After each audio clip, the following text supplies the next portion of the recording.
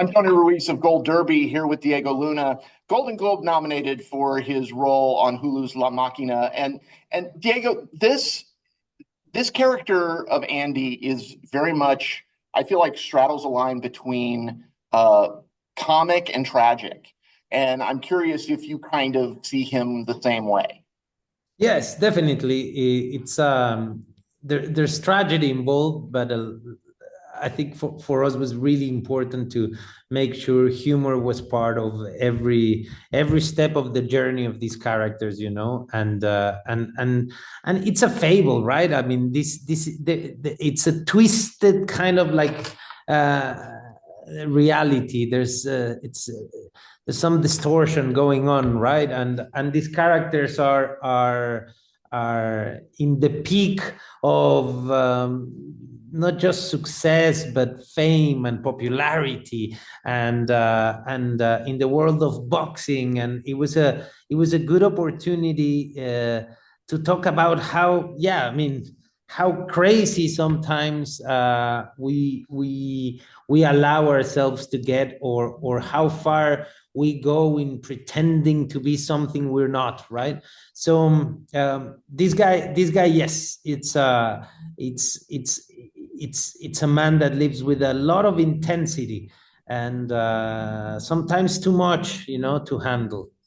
Yeah, it seems very much like he doesn't know how to do anything just a little. Everything is turned up to 11, it seems like. Exactly. It's exactly. I love the Spinal Tap reference. Yes, definitely. He sounds in 11, and it's a man that, because these stories of the best in something always have these characters around, and this man, he plays God, like he tells people he created La Máquina. How many times have you heard someone say, like, oh yeah, I found him, or I created that, or like right? There is this sense of like full power, complete power, and the beauty of this story is that this starts when that feeling starts to fade, when things start to go wrong, when things start not to work for him. But he's used to pull out anything, no matter what it is, because a famous boxer like this can get away with anything, and the business has always been good, no matter how much they try to boycott themselves, things turn out fine, so he has this feeling that he's unbeatable, in every possible way. And at the same time, it's a very sad man, it's someone that every time he looks in the mirror, he doesn't like what he sees, that he's searching and begging for his mom and the world to recognize what he's capable of, and he's a very unhealthy person in many ways.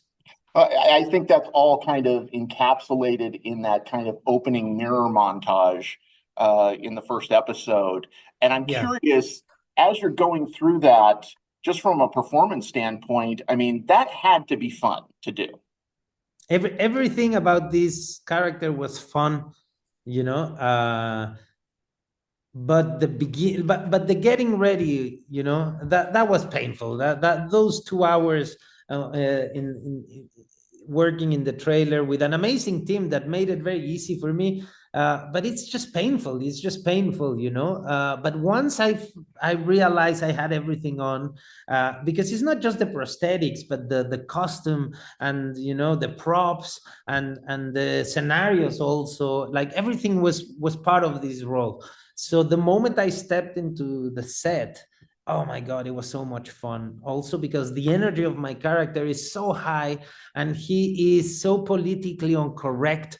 And so, I mean, is the kind of guy that there's no way he won't get noticed, and he enjoys that feeling. He enjoys it. He wishes he was the star, uh, and that's what is really sad about him. He represents the boxer, the best of the best, but he wishes to be him, somehow.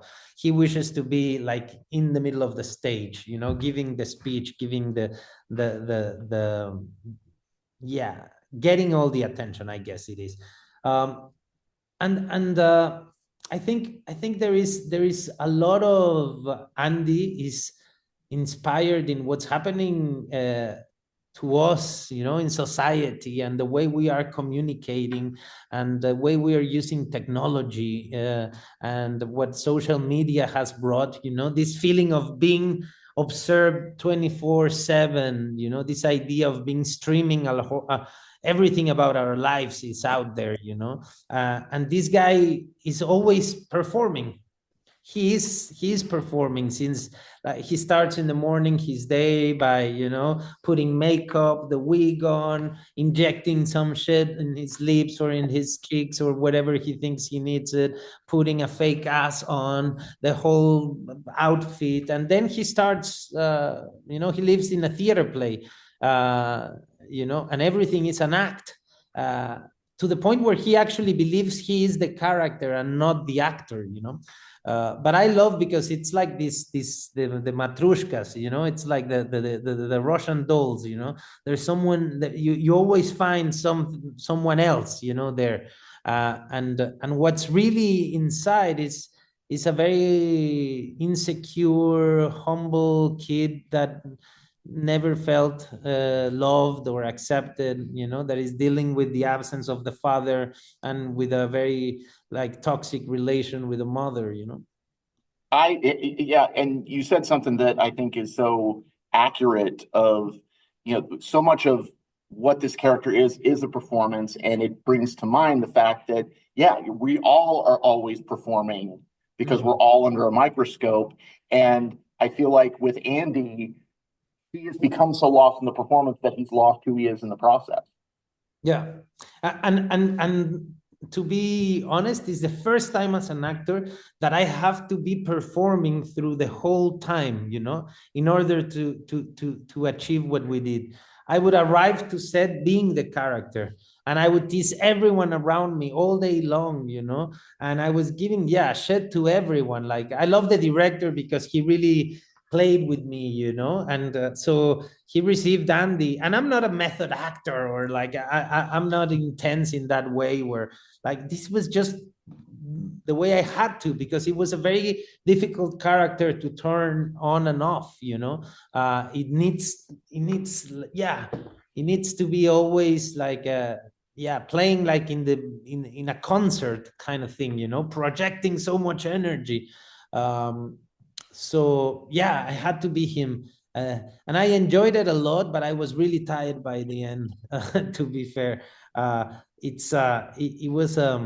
it was complicated, because also we were shooting in rough conditions. I know we always say that, but this time it's completely true. Like, basically we shot in a very tight schedule, that happened to be the only moment where Gael and I could be together at the same time in Mexico, and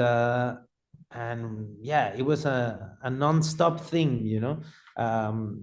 The show is very demanding in terms of, like, it's always him or myself or both of us, on screen, and it was demanding in terms of of work, and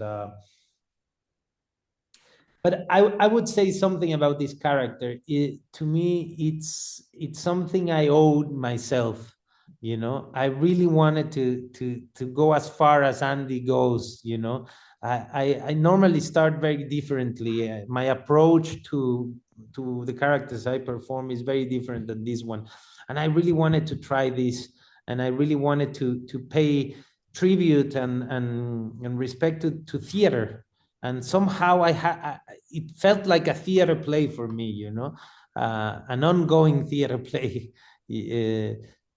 And I think that the show, it's also that, because boxing has a lot to do with theater, and in a way I think Gael and I, we are talking about where we come from, where boxing and theater meant a lot. Well, and this project took, I believe, more than a decade to Yes. to bring to fruition. So how did it come about to now being the right time for it to happen? I think, I mean, I don't know. This is the first show Hulu does in Spanish.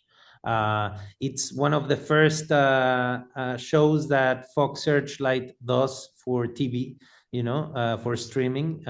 Is one of the first series they produce. So I guess we had to wait for them. We were ready 10 years ago with an idea and the need. Gael and I, we are always talking about, well, what's the next thing we're gonna do as actors together? Something magical happens when we work together, and we're always thinking of, what's the next thing? And we thought about boxing because we love it, but then this was at the beginning a film. Then we decided to do a long format, and then we were waiting for the right people to partner with, and we found it. We sat down first with Fox Searchlight, which is this amazing company that we respect very much, that have done so many films. Many films that are reference for me and for Gael too. And we sat down with them, and there was a beautiful open conversation of like, well, if we're gonna do a long format story, we have to approach it the way we do cinema, with the same kind of like commitment, respect, rigor, and intensity, and then Hulu decided to join and help us find an audience, and it was like, I was glad we waited that long, because we had not just the right partners, but we came out in the right time, when it's obvious that a series like this should be out there, and should be produced at this very high standard, level of producing, and creatively also we dedicated a lot of work in it. So yeah, I mean, to the point where here we are, I mean, we are at the Golden Globes, we're at the Critics' Choice, and it's a series that happens in Mexico, in our language, with our filmic family, the people we've been shooting films forever. But the world is the home of a project like this, and things needed to happen for us to get here. I don't think the industry was ready 10 years ago for that. Well, you mentioned being, staying in the character of Andy for so long, and you and Gael are such good friends and have worked together. I'm curious if staying in the character, what was his response to you staying in character the whole time? At the beginning, he started laughing a lot. Then he was like, holy crap, this guy is really going to stay there. I mean, I'm basically not doing a show with my friend. I'm going to be hanging out with this asshole.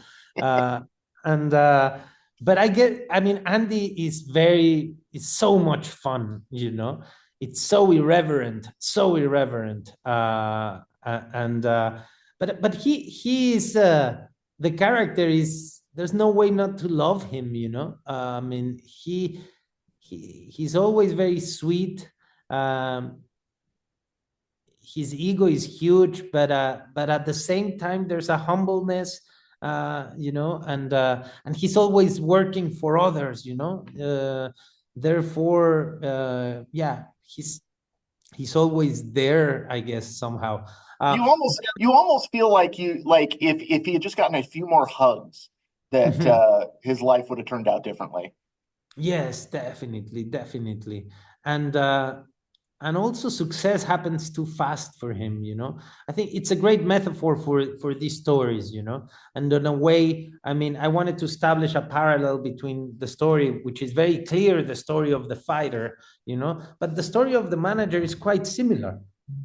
There is this man that doesn't really know how success came, because it comes out of that gift that the boxer has, that is something, you just witness. It's there, and things happen too easy for him. And then there's this moment where he's in the peak when we find them, and he doesn't know how to let go. It's very difficult to let go power and success, and he's very much afraid of having to wake up and be himself again. You know, he doesn't even remember who that is. So he's afraid. It's interesting, I think, also because it talks about what popularity is doing to us. You know, this need to be popular and recognized, instead of the need to express, to communicate, to say things, to be. There is a sense of like, well, being recognized is almost more important than the journey that would get you there. You know,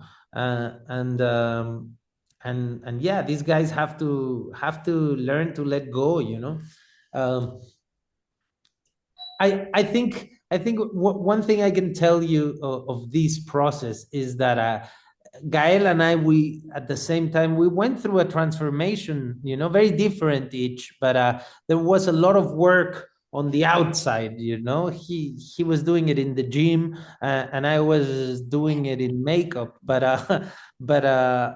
we had to work really hard to become these characters, and doing that together was really powerful. You know, I don't think I would have been able to do this by myself. You know, we were partners in that too, you know, in taking this risk.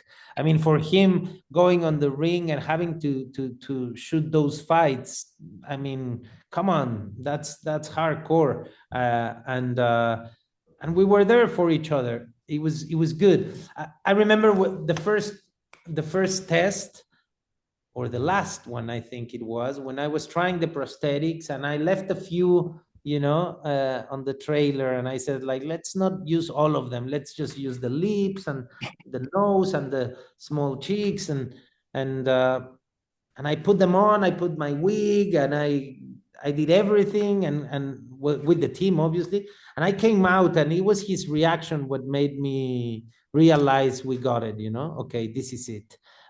So on a way, that was very important to have him there. Gave me the strength and the confidence, more than the strength, the confidence to go that far. You know, and it was good to look at him every time, say like, did I went too far? You know, he was always there to keep me sane and grounded. You know, as grounded as you can be when you play Andy, obviously. Yeah. Yeah. I have to ask this, and I don't know what you can say or what you can't say. But one of the cornerstone things in my life is Kiss of the Spider Woman, the musical. Oh, Was one of my favorite musicals growing up, and you're starring in the film version with Jennifer Lopez. It's announced that it's going to premiere at Sundance next year, and I'm just curious, you know, what can you say about that film?